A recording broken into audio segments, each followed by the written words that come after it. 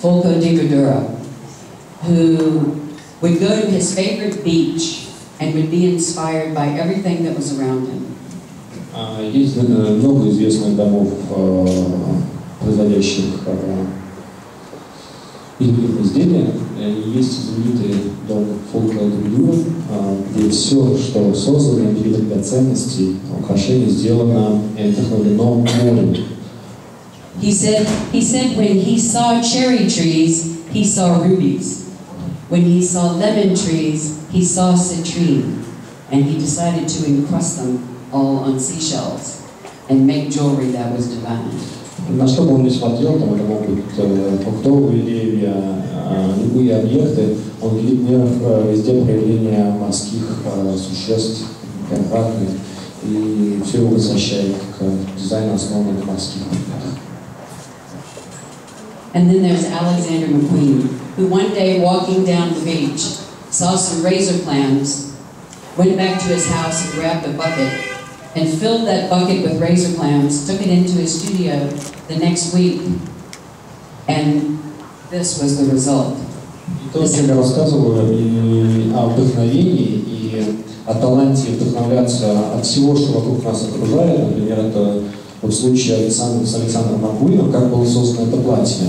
Он шел по берегу моря, тоже был в отпуске, собирал камушки, которые он собирал на побережье, набрал их целый карман, приехал к себе потом в студию, разложил их, и благодаря им появился этот платье. But you couldn't sit down in it. Да, но в этом платье даже, понимаете, нельзя сесть. Есть свои минусы. То есть только стоять вот так. Еще вот так. Standing up and looking good. Да, стоять и красиво, и потрясающе выглядеть. So people that have influenced my life in the way that I think I design are people like Nancy Lancaster, who was an American who lived in England, who with John Fowler was responsible for starting the firm of Colfax and Fowler. Нэнси Ланкастер. Есть люди, которые, конечно же, вдохновляют меня из сферы дизайна и декора. Это Нэнси Ланкастер, она американка, но прожила почти всю жизнь в Англии. Она одна из сооснователей компании Colfax Fowler. Colfax and Fowler. Известная вам компания Colfax and Fowler, которую вы можете найти здесь, эксклюзивно в мире лично. Jacqueline Kennedy, I think, is always remembered mostly as a style icon for fashion, but Jackie was an amazing first lady for the amount of time that she was in the White House, and she was really responsible for making everyone comfortable there and for entertaining and changing the way entertaining was done in the White House.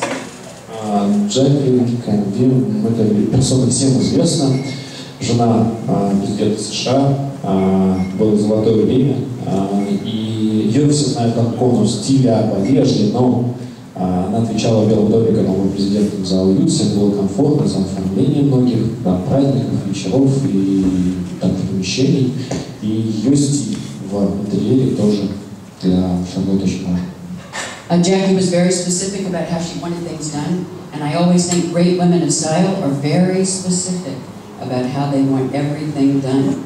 And these are notes that I own that were Jacqueline Kennedy's about how she wanted each meal served and what she wanted served with it. And she wrote it all on ordinary notepaper.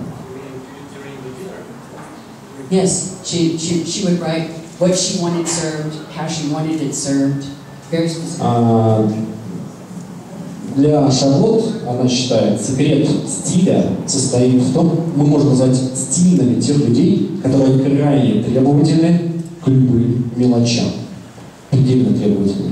И есть записки, то есть, как некие notes, записки, да, которые, в частности, вот это вот написано собственноручно рукой Джаклин Смит, они принадлежат Шарлотте, хранятся в ее библиотеке. Это записка, просто описывающая воспряжение Джаклин Кеннеди к тому, как должно быть организована обеденная трапеза.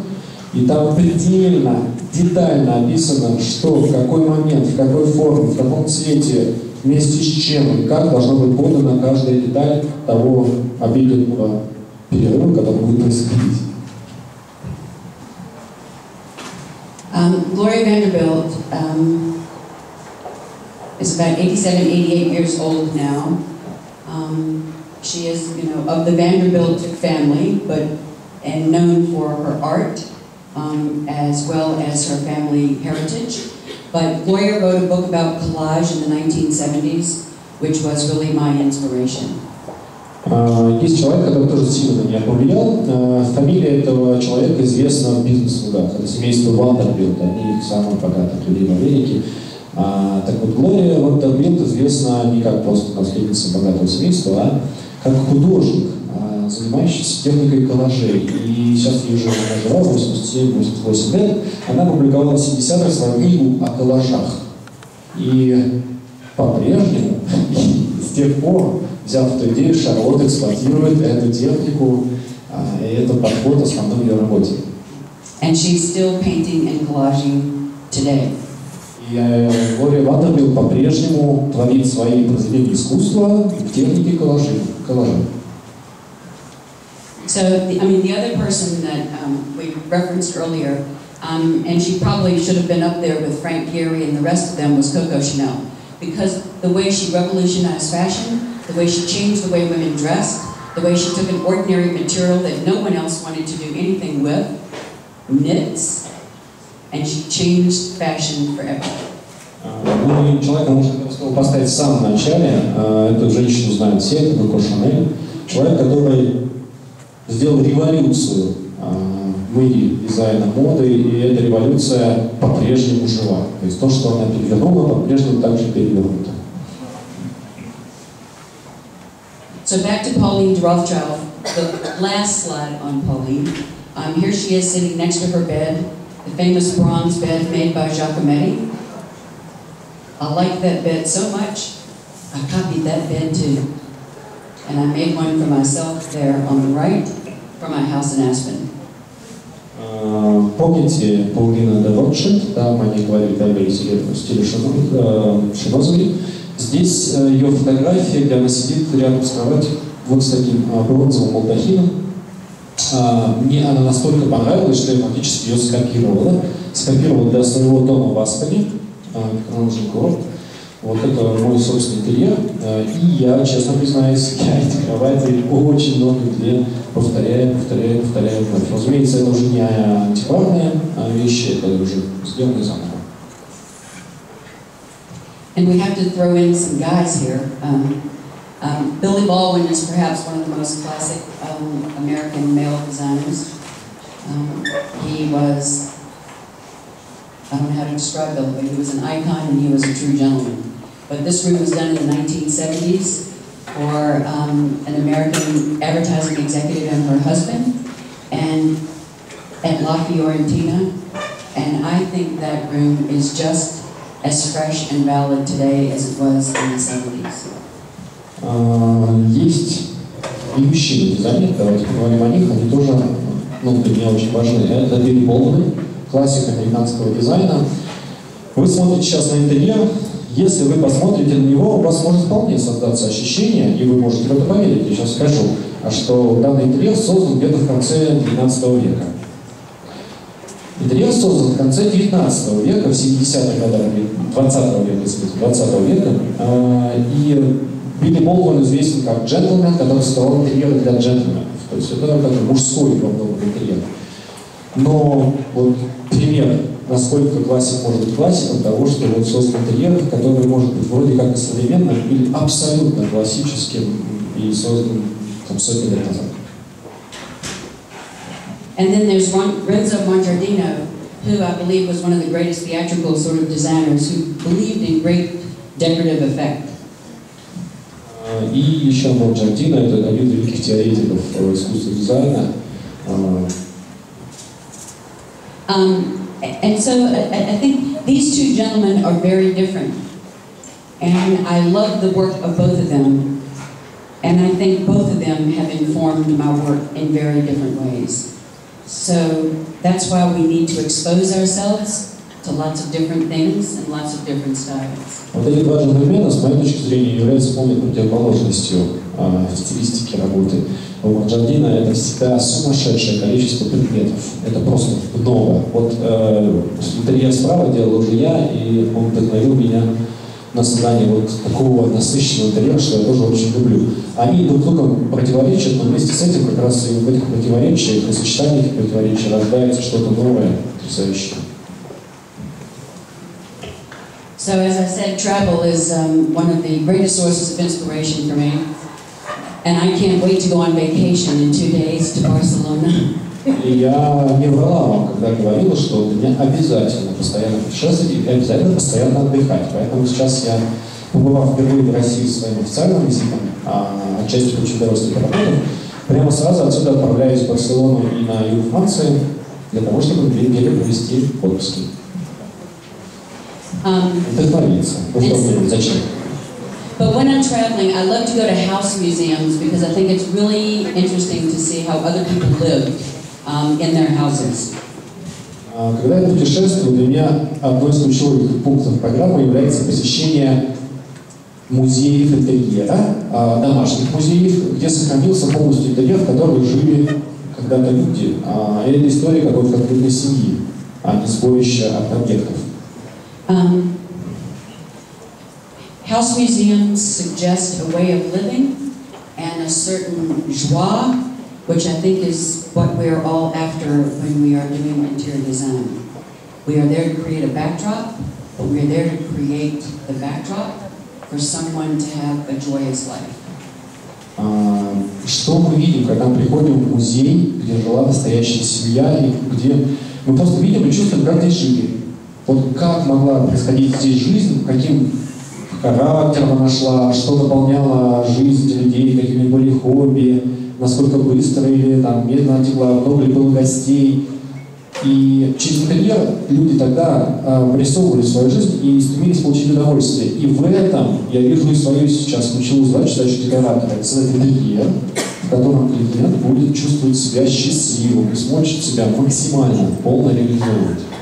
So this is one of my favorites in Paris, the Musée Caimando.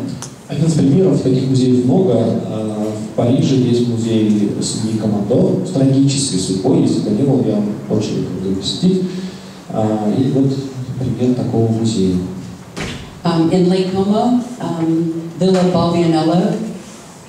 Другой пример. Это уже Италия, рядом с на озере Комо, вилла, которая называется Балбинелло. Я так точно? Балбинелло. It was the home of an Italian explorer that is now open to the public, and it is full of beautiful objects. Это дом итальянского исследователя. Как вы думаете, можно ли себе представить, что это дом сурового порядка? Этот человек исследовал север. And then historical museums like Malmaison. I love photographing the small detail because you never see those in history books. You see the room, but you don't see the little detail. Есть также, конечно, важные вместе с этим и музеи, которые посвящены интерьерным объектам. Например, это музей Малмезон, где вы можете обратить внимание уже не в целом на интерьер, на образ его, а на конкретные предметы декора, из которых делается искусство декорирования, состоит искусство декорирования, составляется. Because that's where we get great ideas. Это, опять же, очень важный источник для меня вдохновения, и поэтому увидеть там такой целый коллаж, получился из маленьких фотографий, для меня каждый объект важный может стать ключевым для создания интерьера. And Villa Carlos, which is in Villefranche-sur-Mer on the south of France, probably one of the most pure houses I have seen executed in one sort of clean aesthetic. But I particularly love the bronze work in this house. Вилла Кириллос – это вилла, полностью идеально сохранившаяся с оригинальным интерьером на юге Франции. Для меня один из основных примеров чистейшего интерьера, полностью идеально выполненного. And then you get ideas on vacation. I take my camera and I take pictures of everything. Tile, benches, floors, peeling paint on walls. You just never know what's going to end up on a storyboard making a presentation to a client. Постоянно, постоянно. Я вся во внимание, когда путешествую, и для меня эта часть, основная часть работы, это коллекционирование. Все, что может обратить, все, что угодно, может обратить мое внимание и заставить меня сфотографировать. Это может быть кусочки старой керамики, это может быть облезлая стена, это может быть цветы в саду или какой-то определенный цветок. Все это я постоянно собираю, фотографирую, и это потом ляжет в основу моих дизайн-бордов, которыми я буду работать, через которые я буду общаться с клиентом, заказчиком. I think everything we see, everywhere we go, every person we meet, every book that we read informs our work. Фактически нет секрета какого-то особенного. Все, что с нами происходит, абсолютно все, что вокруг нас, рядом с нами, сегодняшняя погода, все, любой человек, который рядом с нами, это, да, вот это источник вдохновения. Это единственный источник вдохновения в каждый конкретный момент. Monticello is the home of Thomas Jefferson, was the home of Thomas Jefferson. Говорили, помните о фонде Монтичелло, это вот тот дом Томаса Джефферсона, подписавшего декларацию независимости создателя. And every once in a while when I travel, I get the opportunity to write an article for the Wall Street Journal.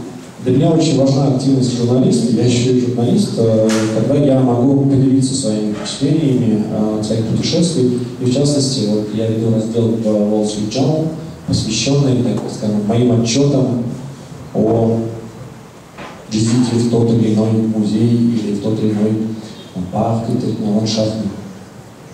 Like these on Italian gardens, some French gardens. Это вот был отчет по итальянским садам, по французским.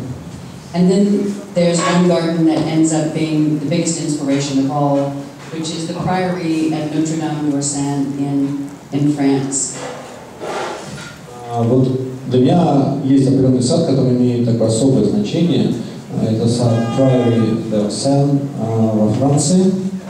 So there are people that inspire, paintings that inspire, sinks that inspire. Как вы поняли, есть люди, которые вдохновляют, есть картины, которые вдохновляют, есть раковины, консоли, которые вдохновляют. And then there's a garden that inspires not only how I do my gardening, but how I do my interior design.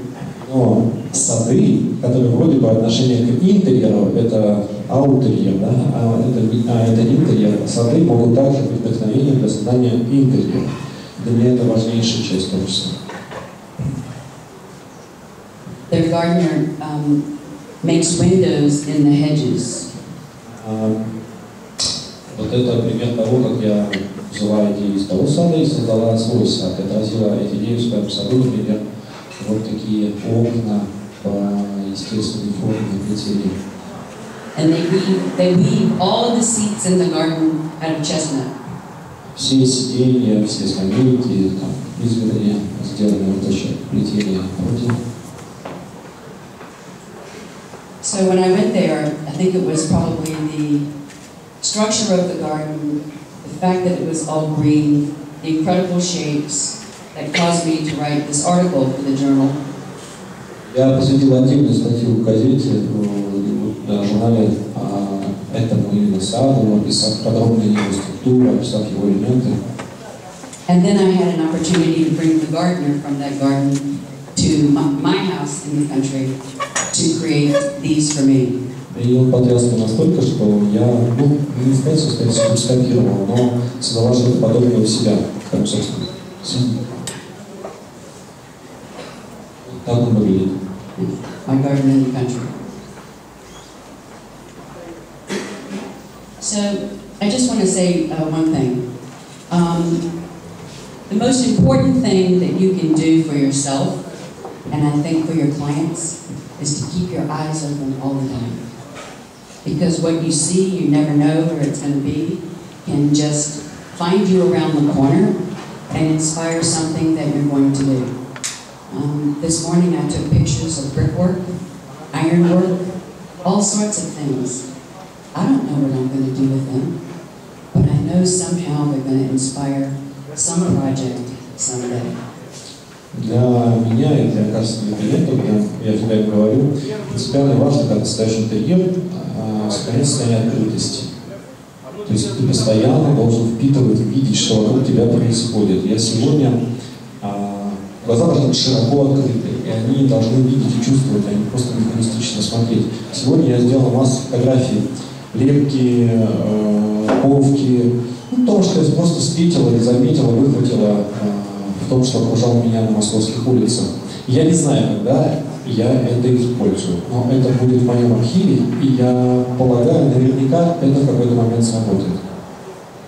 So I'm going to read this last quote in English, and then you'll have to read it. But it is probably the quote that speaks the most to me about the importance of seeing. And that is, Я хочу сейчас прочитать фразу, которую я скопировал, которая привела эти цитаты. Для меня она некая квинтэссенция секрета успешного декорирования. Above all, watch with glittering eyes the world around you, because the greatest secrets are always hidden in the most unlikely places. Those who don't believe in magic will never find it. Thank you.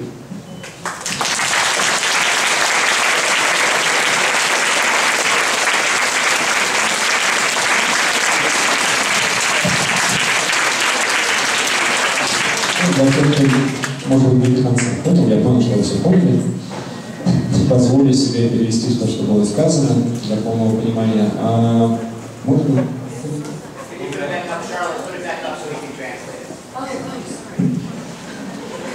У вас Шарлотта почувствовал полное слияние с вами. Она поняла, что не только те 20 человек, которые подняли руки. So, besides those 20 people, everybody now understands you, as you see. Так, помимо всего прочего, важно оставаться с светящимися глазами, смотреть на мир со светящимися глазами, потому что величайшие секреты мира, которые вас окружают, спрятаны в самых элементарных и простых вещах. Для тех, кто не верит в магию, ее никогда не будет. Все, спасибо.